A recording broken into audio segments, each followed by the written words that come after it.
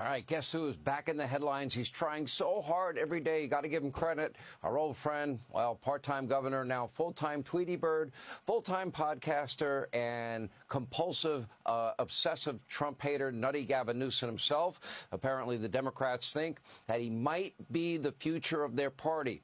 But it's all style, no substance. As one Democratic strategist telling The Hill, quote, "No one has ever asked me a single policy question about him." Really? Democrats don't have any questions about Gavin's record in California? Does America want this country to turn into California? I'm going to help them out a little bit because I have a ton of questions for Nutty Newsom. Gavin, you used to be my friend. Come on the show again. Number one, Gavin, are you proud of the fact that your state has the highest income tax in the entire country? Are you proud that California has the highest sales tax in the entire country? Are you proud of the fact that California has the highest gas taxes in the entire nation? Gavin, now you do lag a little bit behind on the corporate income tax. You're only the sixth highest state. I have a question. With your massive budget deficits, is it your goal to do better and implement the highest corporate taxes in the nation? I'm sure you can make that happen if you try really hard. Now, we all know California is a sanctuary state. That policy is costing California taxpayers billions and billions of your dollars out there. Gavin, you spend all of those billions of taxpayer dollars on services for people that broke our laws, did not respect our borders, our sovereignty. Maybe you can explain how this is in any way fair to actual legal hardworking, very high-paying taxpayers in your state. And by the way, how come you don't track the immigrant status of criminals? In other words, you don't keep track of it. Are you afraid that Californians might end up being shocked to know all the crimes that are committed by illegals that you are helping to hide from public view with sanctuary state status?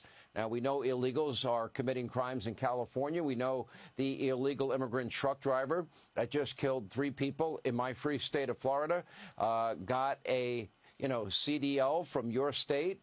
We know he can barely speak English. We know now he didn't understand road signs.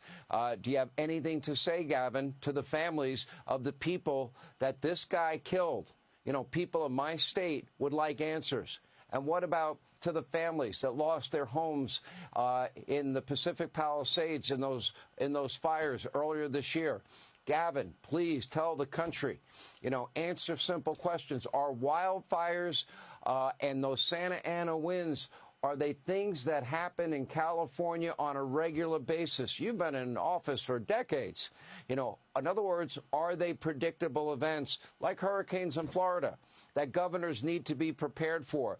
Should your state now embrace the science of forestry and stop the fires from getting out of control? Clear out the brush and the dead trees. Remember science? Remember how much you loved the science during COVID when you shut down your entire state? Talk now of shutting it down again and forcing masks on people again in California because of a COVID outbreak there. And by the way, how is it that you and your family, you didn't suffer under the same rigid protocols you put on the rest of the people in your state? How is it? Oh, that's right. Your kids went to private school. They had in-person education, not the rest of the state in public schools. Or your donors and yourself eating at the French Laundry without masks when restaurants at the same time were forced to shut down. Gavin, when those fires broke out, there was not any water in the fire hydrants. There was no water in the reservoirs. Can you tell America how that's possible? Why won't you take responsibility for it?